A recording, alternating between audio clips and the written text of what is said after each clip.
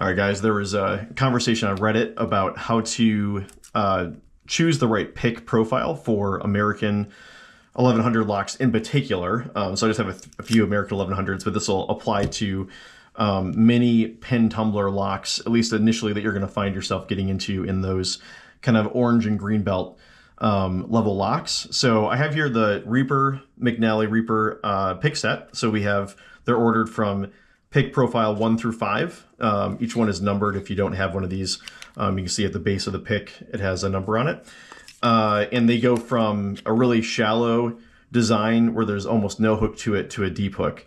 There's a medium hook and there's a short hook, and there's a couple other pick profiles that come with the McNally set.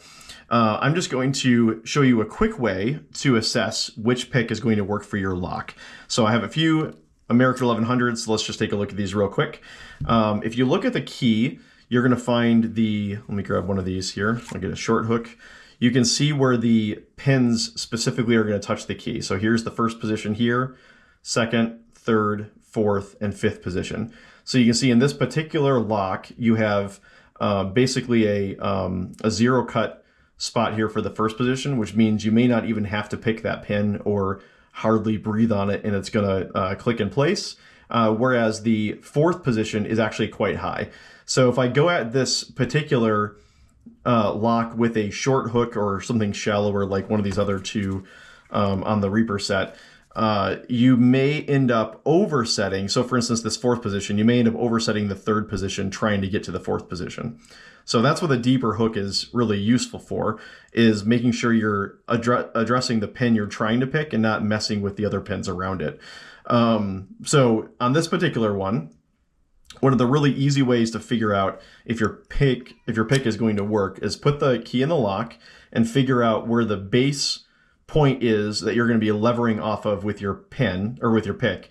And in this case, it's maybe 2 millimeters in from the edge of those grooves that are cut into the lock, into the keyway or the key. And then what you're going to do is you're going to position your pick against that same point in the on the key, and then lever up against it to see if it's going to reach it without messing with the other pins. So in this case, the short hook actually might reach that fourth one, but it's barely there. So what I would probably do, just to make sure I didn't, especially if you slipped off of it while you were trying to pick that fourth pin, I would probably go for at least a medium hook in this case. And what you're going to do is just position it there and lever up to see, can I come into contact with that particular pin without hitting this pin or any other pin before it. So in this case, a medium hook should work just perfect. A deeper hook might be fine as well, but sometimes the deeper hooks are harder to use. So I would typically use the shallowest hook possible for the particular lock that I'm working on. So in this case, a medium hook that would work certainly for the first or for the first and second pins. Obviously for the third, which is almost a zero cut. The fourth, it does reach, and then the fifth is a lower cut than the fourth. So no issue there with this particular lock. On this red one, let's take a look at it. This red one has a low position for the first and the second pins, and then the third and the fourth are both pretty high. So again, you're trying not to overset that second pin position. And again, you're gonna, you'll find that the medium hook here does reach that. Now just barely. This one, or no, sorry, it doesn't. It does clear it pretty well.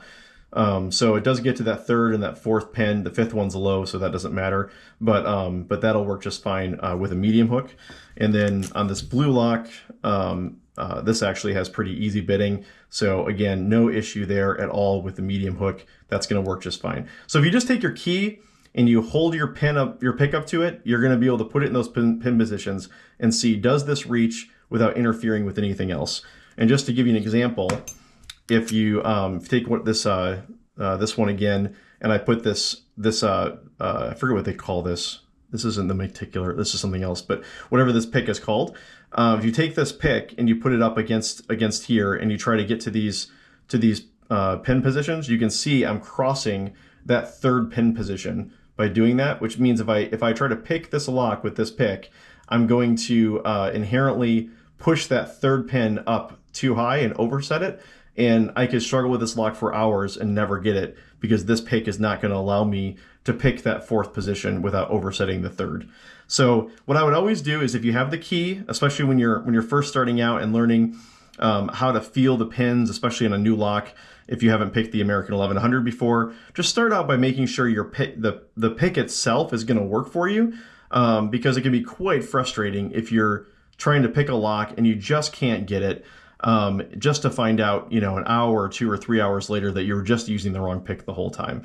It just makes it really difficult to learn and to advance in your skill if you're just fundamentally using the wrong tool. So start out by checking that out, and hopefully that'll help somebody get into some of these locks a little easier. That's it. Have a great day.